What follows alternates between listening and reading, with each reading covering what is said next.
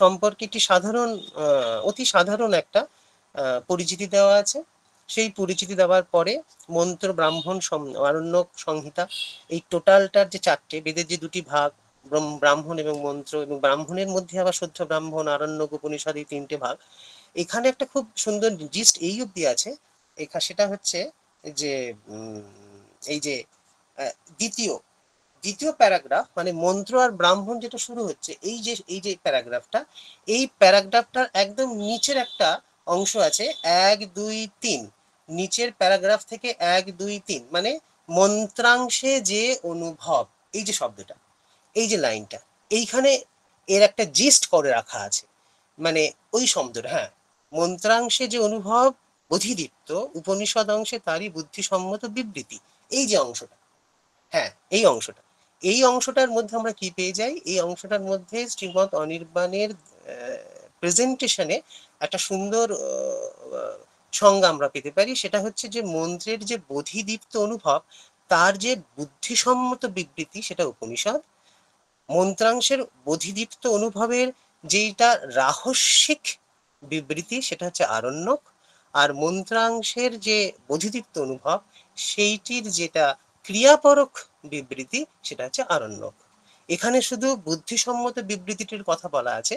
আর আরণ্যক আর শুদ্ধ ব্রাহ্মণ, এইটার কথা এটা অন্যত্র দেওয়া আছে। সেই অন্যত্র জায়গা থেকে আমি এটা বলছি যে এই বোধিদীপ্ত অনুভবের যেটা বুদ্ধি সম্মতি বা বৌদ্ধিক যে বিবৃতি, সেটা সাধারণত উপনিষদের মধ্যে পড়ে যায়।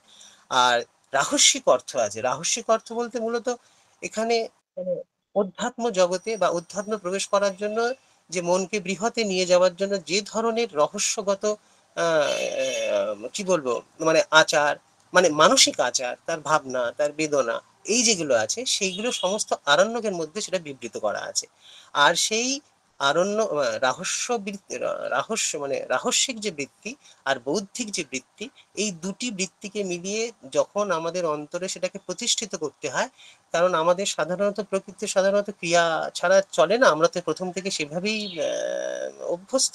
সেই জন্যেই এই ক্রিয়াপরক, মানে যেটা আমরা সাধারণত যজ্ঞাদির মধ্যে দেখতে পাই, যেমন পঞ্চামৃত যে দেয়, দুধ, ঘি, মধু, এগুলোকে আরণ্যকের রহস্যিক মন্ত্রের সাথে সাথে ঔপনিষদিক মন্ত্র প্রয়োগ করে এই তিনটে সমাহারে যখন আমরা, মানে ব্রহ্মা যখন যজ্ঞ শুরু করে দেন, তখন ওই ভাবনা করতে হবে যে আমাদের প্রথম জল তো না, মানে দুধ থেকে মধু, মধু থেকে ঘৃত, ঘৃত থেকে চিনি। বোঝাই যায় যখন যখন ইয়াজমান যখন দুধের আহুতি দেবেন, তখন বলা যায় এটা আমার আত্মচৈতন্য। তারপরে তার আমার ঘনীভূত রূপ হচ্ছে আমাদের ঘি। ঘি থেকে যেমন আরো যেন ঘনীভূত হওয়ার অর্থ হচ্ছে যে আমি আরো বেশি কি হয়েছি, আমি আত্মরামতার দিকে এগিয়ে যাচ্ছি। তো এই প্রত্যেকটি অমৃত হয়ে উঠেছে, তার কারণ এটা চেতনার ঘনীভূত অংশের মধ্যে দিয়ে যাচ্ছে। তা পঞ্চামৃতর ওই যে দধি, ঘি, মধু এবং চিনি, অর্থাৎ আত্মচৈতন্যের যে ঘনবদ্ধতা, মানে তন্ময়তার দিকে আমি এগিয়ে যাচ্ছি, সেটা ক্রিয়াপরক করা হয়েছে কিভাবে? সেটা ব্রাহ্মণের মন্ত্র দিয়ে।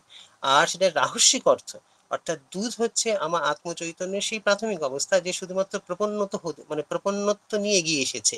সেই প্রপন্নত্ব যখন ঘনীভূত হলো, তখন আমি আরো কি করে তন্ময়তার দিকে এগিয়ে যাচ্ছি, তখন সেটা মধুকে আমি দেব। তখনকার মন্ত্র মধু বা ওই ঘনীভূত, এবং দেখা যায় যে আরণ্যকে যখন মধুর মন্ত্র দেওয়া হচ্ছে, তখন ছন্দ পাল্টে যাচ্ছে। মানে একটা যদি মানে অনুষ্টুপ হয়ে যায়, তারপরের মন্ত্র হয়তো জগতী হয়ে যাবে। তার কারণ হচ্ছে যেহেতু চেতনা আমাদের কি হয়েছে, অনেক বেশি তন্ময়তা লাভ করেছে, তখন সেই ছন্দ সেটা বাহন হচ্ছে না, আমাদের আরো গভীরতর ছন্দের মধ্যে দিয়ে সেই মন্ত্র। আবার যখন সেটা শর্করাকে দিচ্ছি, মানে একদম ঘনীভূত যখন হয়ে গেছে, তখনকার যে মন্ত্র, তখন কিন্তু তার ছন্দ আবার পাল্টে গেছে। তার কারণ কি? কারণ যেহেতু চেতনা আমাদের হয়েছে।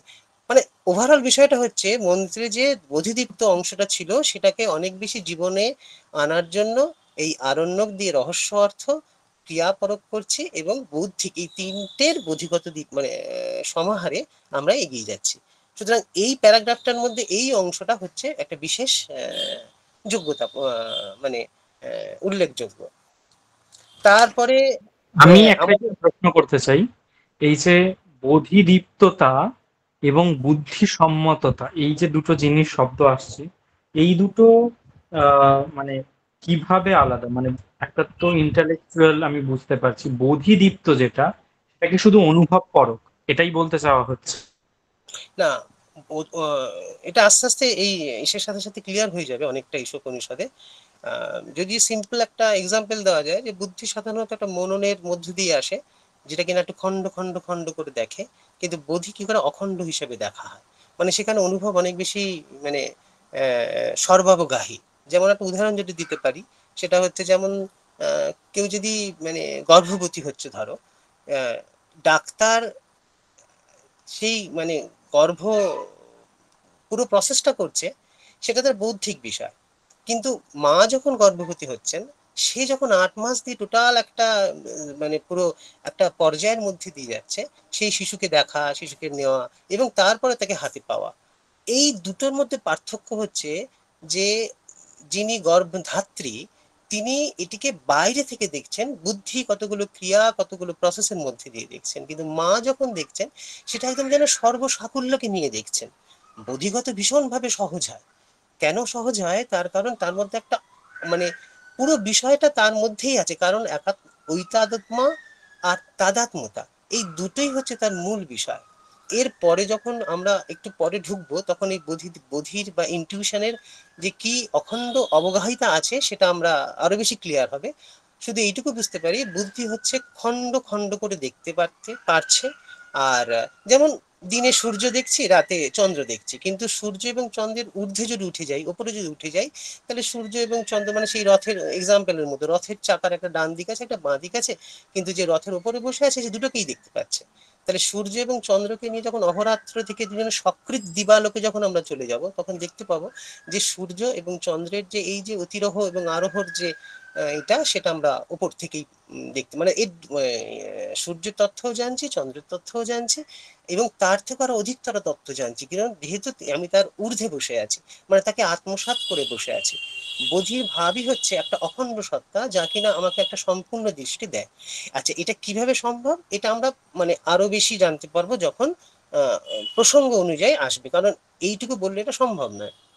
আমরা আস্তে আস্তে সেটা চেষ্টা করব।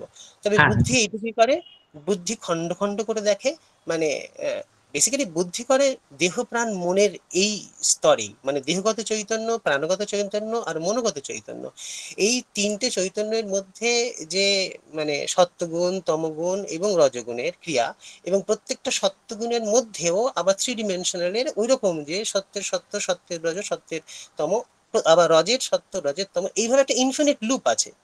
হ্যাঁ, এই প্রত্যেকটা ক্রিয়ার মধ্যে, এই জন্যেই এক একটা ক্রিয়ার এক এক রকমের প্রকৃতি অনুযায়ী চেঞ্জ হয়ে যায়।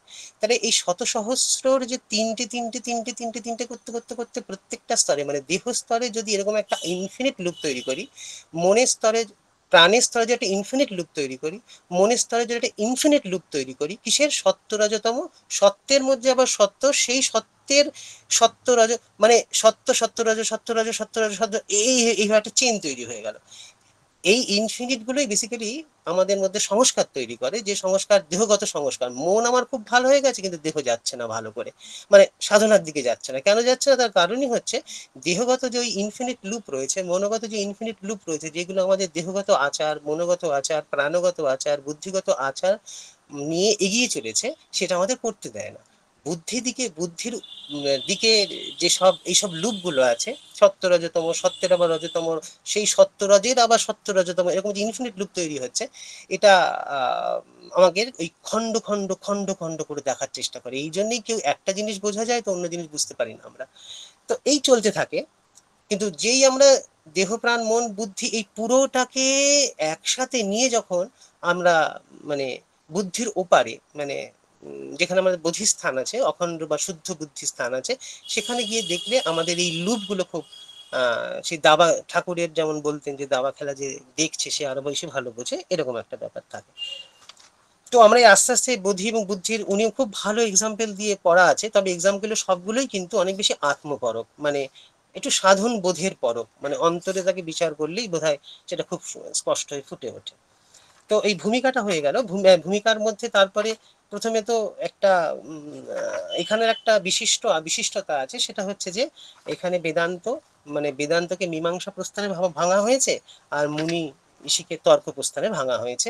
এই দুটির একটি সুন্দর ছোট্ট করে অথচ খুব সারবদ্ধভাবে করা হয়েছে যে বেদান্ত এবং সিদ্ধান্ত একটা ঋষিধারা একটা মুনিধারা।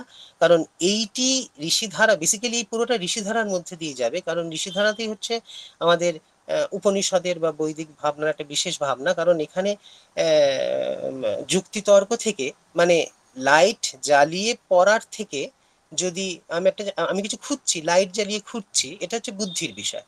কিন্তু যেই লাইটের বদলে আমি যদি সূর্যের আলোতে সারা ঘর যদি খুলে দিই, মানে আরো বেশি আলো, আরো বেশি দৃষ্টি, তা সেটা হচ্ছে বোধিগত দৃষ্টি বা ঋষিগত দৃষ্টি, যেটা সহজভাবে আমাদের পেতে পারি। তো ঋষিধারা আর মুনিধারা প্রত্যেকটা মন্ত্রের মধ্যে ঋষিধারার ভাবই এখানে বেশি প্রকটিত হয়েছে, মুনিধারা একটু কম প্রকটিত হয়েছে। তো এটার উনি একটা ব্যবস্থা করেছেন। তারপরে যেমন হয় উপনিষদের মন্ত্রের বা উপনিষদের শব্দের ব্যুৎপত্তিগত অর্থের উনি একটা দিয়েছেন, ব্যাখ্যা দিয়েছেন। আমি আমি এখানে একটা জিনিস জিজ্ঞাসা করতে চাই, এই যে উনি বেদ মীমাংসাতেও আমি দেখেছি যে ওই ঋষি ধারা এবং মুনির ধারার দুটোর একটি পার্থক্য করেন। এই বিষয়টার কি কোনো শাস্ত্রীয় মানে পূর্বতন কোনো আহ, মানে কোনো প্রমাণ আছে যেটার দ্বারা এটা উনি বলেছেন, নাকি শুধুমাত্র ওনার অবজারভেশন বা ওনার শাস্ত্রের বোধ থেকে উনি এটা করেছেন? আপনার কি ধারণা? হ্যাঁ, মানে অন্য অন্যান্য প্রস্থানে ঋষিধারা বা মুনিধারার কথা খুব একটা বেশি ফুটে ওঠে না। কিন্তু এটা উনি এটাকে এভাবে দিয়ে দেখিয়েছেন যে ঋষিধারা আর মুনিধারার মধ্যে এই পার্থক্য একটি তর্কের দিকে যায়। অবশ্য এটা হয়েই আছে, একটা তর্কের দিকে রয়েছে, আর একটা বলছেন একটা যেন আলোর মধ্যে রয়েছে, চোখ মেলে দেখছি আর অভিভূত হয়ে যাচ্ছি, এই একটা ব্যাপার। আর একটা হচ্ছে তর্ক দিয়ে খুঁজে খুঁজে দেখছি, বুদ্ধিকে পুষ্টি করছি, তবে গিয়ে বুঝছি। এই দুটি ধারা এটি সনাতন ভাবেই রয়েছে, কিন্তু এটার মুখ্যভাবে জোর উনি দিয়েছেন ঋষিধারা আর মুনিধারা নামে। এটা বেসিক্যালি আমাদের কিছু ক্ষেত্রে সিদ্ধান্ত আর মীমাংসা, এই দুটো ভাগেই ছিলেন, কিন্তু ঋষিধারা মুনিধারা এটা ওনার দৃষ্টিভঙ্গি। আচ্ছা, ঠিক আছে। আচ্ছা, তারপর উপনিষদের কথা আছেন। উপনিষদের শুধু শব্দটিকে নিয়ে বা ব্যুৎপত্তির বিচার, ব্যুৎপত্তির বিচারের পরে তারপরে সাধারণত এখানে উপনিষদের একটা অত্যন্ত সারাংশ করে দিয়ে উনি ছেড়েছেন 10 নম্বর পাতায়, পরের পাতায় যাও। হ্যাঁ, হ্যাঁ, হ্যাঁ, হ্যাঁ। এইখানে একটা একটু সামান্য একটু সার করে উনি এখানে শেষ করেছেন যে এই উপনিষদের মূল বক্তব্যটা কি হবে। এবার সাধারণ পরিচয় চলো, হলো ওটা।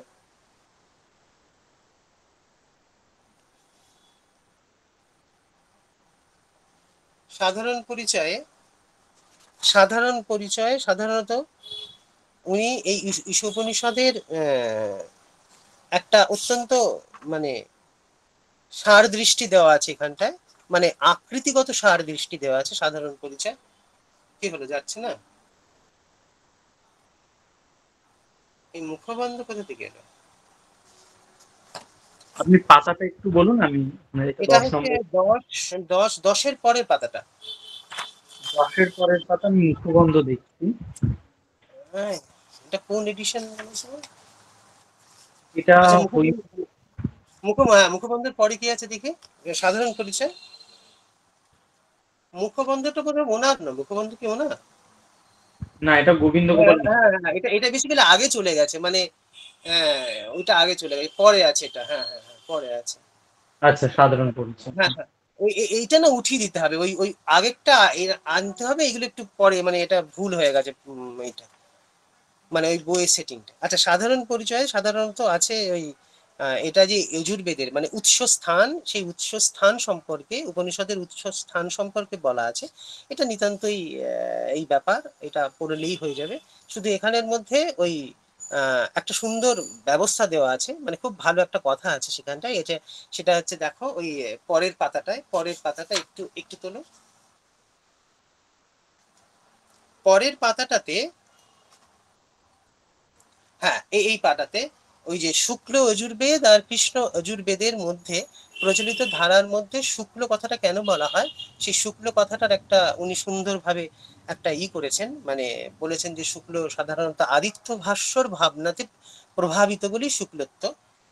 এখানে আহ, একদম শেষের প্যারাগ্রাফের 1, 2, 3, এই শেষের প্যারাগ্রাফটা 1, 2, 3, ওইখানে ওই যে ত্যাগ ও ভোগের বিদ্যা এবং অবিদ্যা, সম্ভূতি ও বিনাশের সমন্বয় দর্শন, কর্ম করেও তার দ্বারা লিপ্ত না হওয়া দর্শন, এইটি হচ্ছে আসল শুক্লত্ব।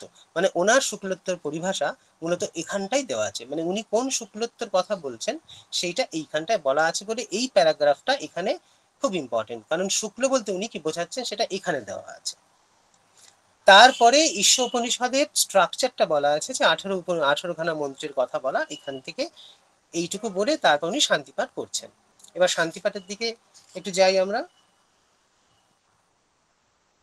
শান্তিপাঠে শান্তিপাঠে সাধারণত এটা একটা মানে খুব খুব খুব মানে যেটাকে বলা যেতে পারে, সাধারণত আমরা এই ভাষ্যটার মধ্যে যেটা মূলধন পাই সেটা হচ্ছে পূর্ণমাদাহা পূর্ণমিদম। এটা আমি অন্তরে কিভাবে মানে জপ করব বা তার যে কি সাধন পদ্ধতিটা কিরকম হবে, এইটা এখানে খুব ভালো করে সেটা দেওয়া আছে, যেটা আর অন্য কোনো ভাষায় পাওয়া যায় না।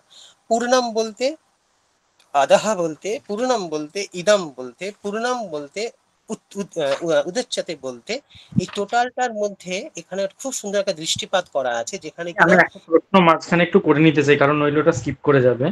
এখানে হ্যাঁ উনি হ্যাঁ যে শুক্ল যজুর্বেদের যে কথাটা বলেছেন, বলতে গিয়ে যে দুটি পরম্পরা, ব্রহ্মা এবং আদিত্য, তো এই যে এই পরম্পরার বিষয়, এটাও কি শুধু ওনার ওই ওই আগের মতোই না যে না, এটা উনি? এটা এটা বৃহদারণ্যক উপনিষদে এটা প্রখ্যাত, একটা ব্রহ্ম সম্প্রদায়, একটা আদিত্য সম্প্রদায়। আচ্ছা আচ্ছা। এটা বৃহদারণ্যক উপনিষদ, এটা প্রসিদ্ধ আছে। একজন যারা যারা ব্রহ্ম উপাসনা করতেন আর একটা আদিত্য উপাসনা করতেন, এটা প্রচলিত। হুম।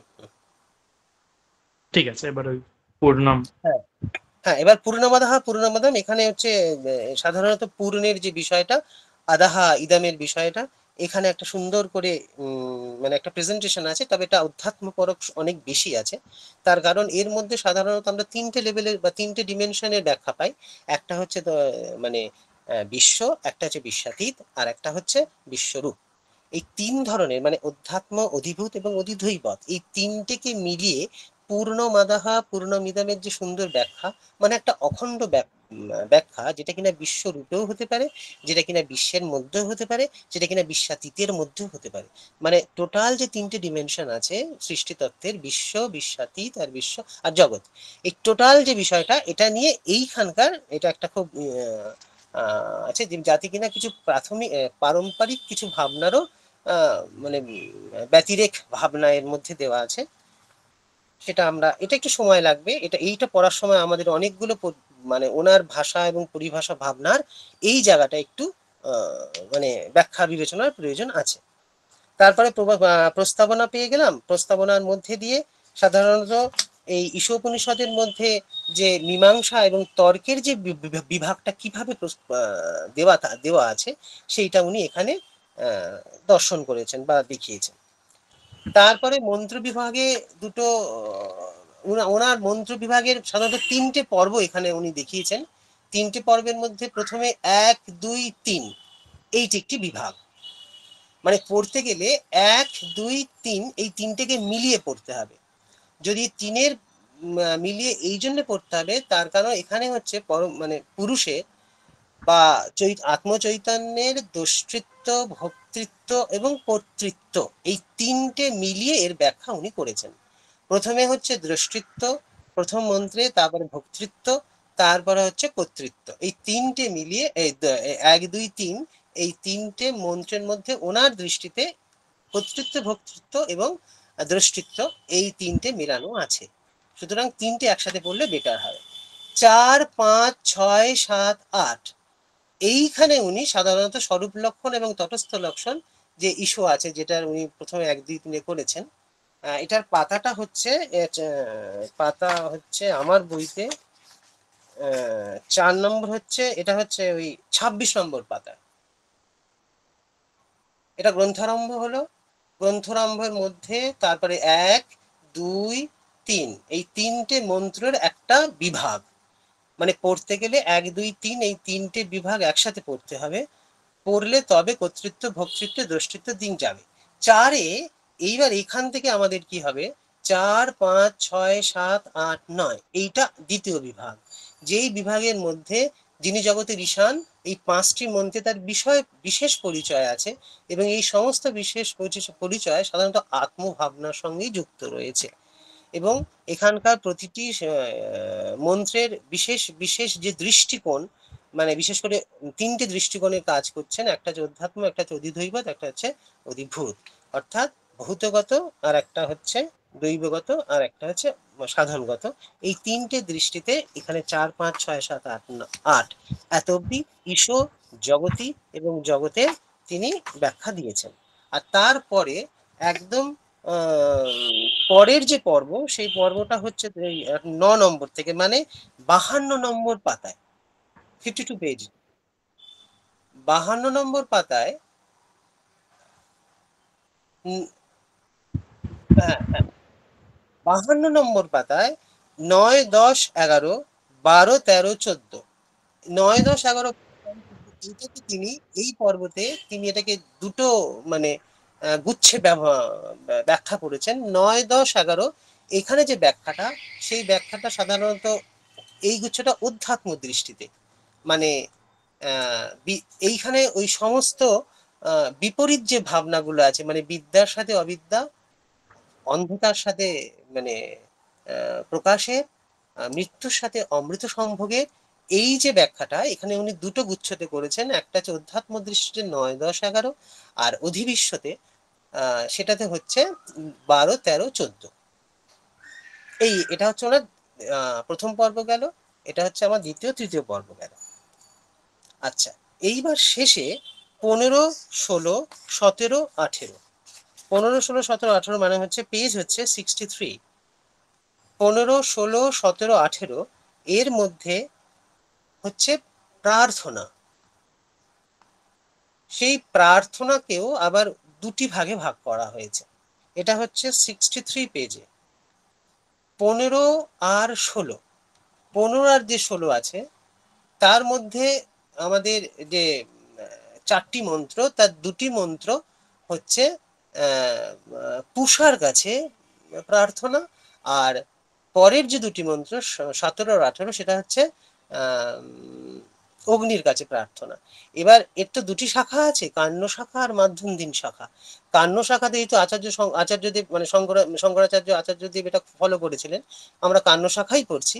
কিন্তু মাধ্যন্দিন শাখায় শুধুমাত্র অগ্নির কাছেই মানে একজনের কাছেই, দেবতার কাছেই শুধু প্রার্থনা আছে। কিন্তু কান্য শাখায় একটা পুষার কাছে আছে, আর একটা হচ্ছে আমাদের অগ্নির কাছে আছে। তাহলে 15, 16 হচ্ছে পুষার কাছে প্রার্থনা, আর অগ্নির কাছে হচ্ছে 17 আর 18। তাহলে এই টোটাল মন্ত্রের পর্বগুলো ঠিক এভাবে ভাগ আছে, 1, 2, 3 এই একটা পর্ব। তারপরে আমাদের আর একটা পর্ব আছে 4, 5, 6, 7, 8, যেটা কিনা ঈশ্বর স্বরূপ লক্ষণ, তটস্থ লক্ষণ, তার সম্বন্ধ, এইটা বলা আছে। তারপরে যে আছে সেটি হচ্ছে 2টি গুচ্ছে আছে, একটি হচ্ছে 9, 10, 11, 12, আরটা হচ্ছে 9, 10, 11, 12, 13, 14, এরকম 9, 10, 11, 12, 13, 14 করে সমস্ত বিপরীত তথ্য যেগুলো আছে, অন্ধ, তম, তারপরে বিদ্যা অবিদ্যা, এইটার ভাগ দেওয়া আছে। আর তারপরে 4টে মন্ত্রে প্রার্থনা।